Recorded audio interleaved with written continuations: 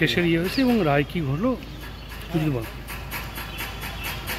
ঝাড়গ্রাম 104-23 ডেটের 14/4/23 এই কেসটা ছিল ঝাড়গ্রাম থানার অধীনে প্রণবপল্লীর একটি ছেলে সুরজ কোটাল, যার বাবার নাম শশধর কোটাল। সে 14/4/2023 থেকে সন্ধ্যা থেকে নিখোঁজ।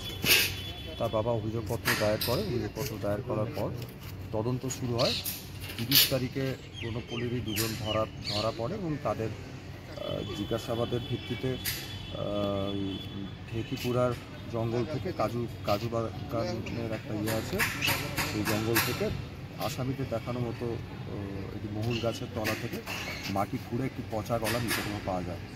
সেই মৃতদেহটি সুরজের বলে আইডেন্টিফাই হয় এবং ফাইনালি পুলিশ তদন্ত করে চার্জশিট জমা দেয় 8 জনের বিরুদ্ধে।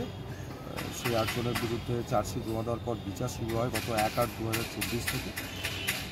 তাতে সরকার পক্ষের তরফের মোট 21 জন সাক্ষী দেওয়া হয় এবং খুব দ্রুততার সঙ্গে এই বিচারটা শেষ হয়। মোটামুটি 6 মাসের মধ্যে এই কেসের বিচার শেষ হয়ে যায়। তাতে 8 জন আসামিকেই দোষী সাব্যস্ত করা এবং তাদের প্রত্যেকের যাবজ্জীবন হয়েছে 302 ধারা, 364 ধারা এবং 201 ধারায় তাদের দোষী সাব্যস্ত করে প্রত্যেকেরই যাবজ্জীবন আছে।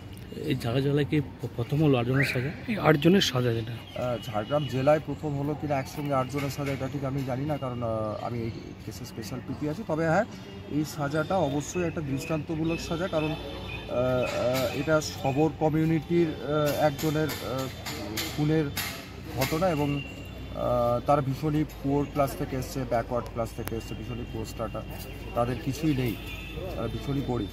কিন্তু তারা যে ফাইনালি বিচারটা পেয়েছে এটাই বোধহয় আমাদের সব থেকে বড় সাকসেস। স্যার আপনার নাম? আমার নাম কুনাল কার্তিক ঘোষ, স্পেশাল ডিউটি ঝাড়গ্রাম। খুশি আপনি? কতটা খুশি? একদম, আর কি বলবো। ছেলের কি প্রকৃত বিচার পেলেন? হ্যাঁ, আপনি কি চেয়েছিলেন? কি যেটা চাইছে সেটাই দিয়েছে। কি চেয়েছিলেন আপনি? যাবজ্জীবন। আপনার নাম? মেধাধর কোটাল। আপনার ছেলের নাম কি ছিল? সুরজ কোটাল। আপনার বাড়ি কোথায়? পুকুরিয়া।